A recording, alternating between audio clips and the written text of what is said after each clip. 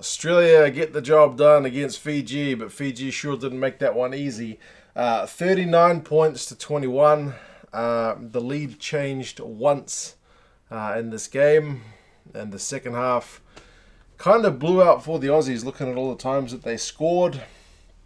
But sure, man, they would have been nervous during that first half because Fiji were just looking so sharp. It is a pity for Fiji that they kind of weren't able to maintain it for the 80 minutes. But in terms of proper tension and a really ding-dong battle, I think we got pretty good value for this game. Started off with a volley penalty, made it 3-0 to Fiji. And Yato, who was everywhere in that first half, he got the first try. Fiji kind of attacked back from well inside their own half, and they had offloads, they had speed, they got the try. They missed the conversion. Hodge missed the tackle in the build-up, but it was 8-0 to Fiji pretty early on. 11 minutes, I noted that Yato had another big run. This time, Hodge did put in a good tackle on him to stop him from just running straight through for a try. Radradra took a high ball over Hodge again, who was kind of in everything from the Australians' point of view, but under a lot of pressure. But eventually they knocked it on, did the Fijians, and the Australians got an early scrum win, and that was ominous for Fiji because the scrum for Australia was looking good. Fiji's scrum was looking under pressure even from early on.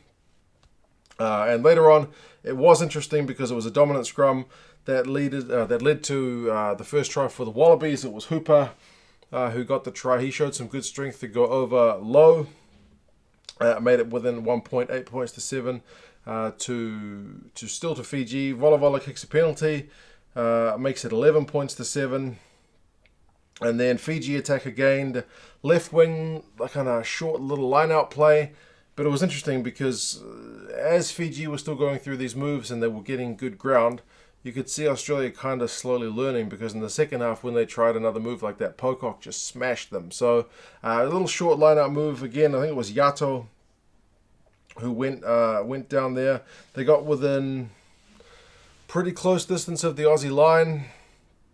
Ball ended up going out. Aussies have like a 5 meter line out on their own, but they take it quickly, get driven back over their own line. It's insane play for the Wallabies, trying to go quick against the Fijians, and Fijians eventually get a 5 meter scrum but can't make anything of it. Eventually, Vola kicks a penalty, makes it 14 points to 7. That kick just kind of faded back in over the posts. 35 minutes though, Hodge, who again has been in everything defensively for the Wallabies, gets one with ball in hand. It's good build up. I think it was Christian Liliafano to James O'Connor to Kurtley Beale, and then Hodge out wide gets the try. Converted.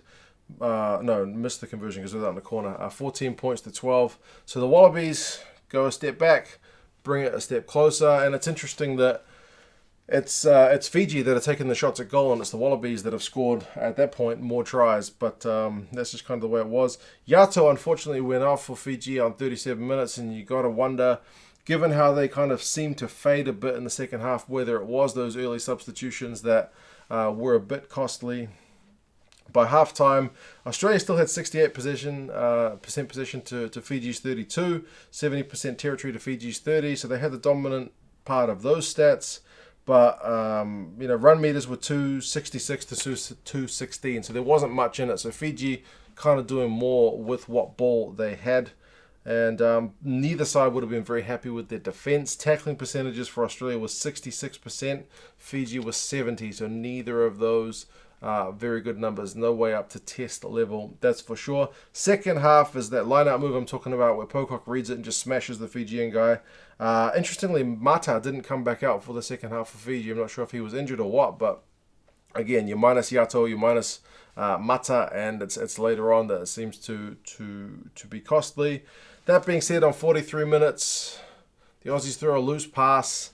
Naiathalevu is the first guy to get it. He bumps off Christian Liliafano, goes like 40 meters for a try. It's again, Australians back under pressure. They're another further step away. It was 21 points to 12 at that time. And I noticed Vola, when he was taking the kicks, he was using the full time allotment. Like they were trying to slow the game to give those guys a bit of a rest period. So when they did get a chance to attack, I guess they would do it with full energy. Interesting tactic, at least that's what it seemed to be. 50 minutes though, Hodge gets a penalty straight in front. And Wallabies kind of from 53, 54 minutes go on attack. And they're attacking, winning penalties, going to line out Maul. Maul wins a penalty, kick the ball out again, go for another Maul. Maul wins a penalty or at least gets advantage. So eventually that's how they scored a try through Latu, and the Fijians at that point got a yellow card warning for all the penalties and advantages they were conceding. Hodge missed the conversion. So it was 21 points to 20 again, back within 1 point. And from here it kind of goes all Australia because Botia gets a yellow card on 60 minutes after several advantage calls, and it all started from a Korobidi line break. That guy smashed the run meters in this game, 100 plus run meters, so top stuff from him. Latu gets his second try again. It's from a maul and from a line out move. Tamua misses the conversion, so it's the third kick the Wallabies have used. 25 points to 21, 5 points to 0 for the yellow card, and that's the first time the Wallabies go in front, and it's on like just after the hour mark. So a lot of people were talking up Fiji's chances, and it was looking very real. But from here, it kind of gets pretty ugly for Fiji. 65 minutes, Australia should have scored. Karevi has a break. There's guys outside him, but he goes back inside. Murray Walu gets the turnover, and he had a couple of those throughout the game as well. But eventually, the second time they get it right, and Karevi gets his try on 68 minutes. Again, he doesn't pass to the guy outside him, but he cuts back inside, and Radradra can't take him. He gets the try, and it is converted, that one. So it's 32 points to 21. The yellow card is 12 points to 0. And when you look at that scoreline, 12 points is pretty costly.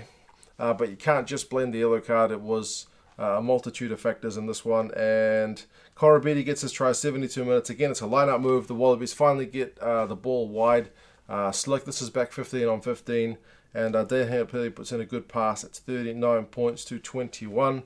That's how it finished on the scoreline. Fiji did have a good attack towards the end, but weren't able to get anything from it. They went like 7 or 9 phases or something. Eventually, Pocock gets the ball, boots it out.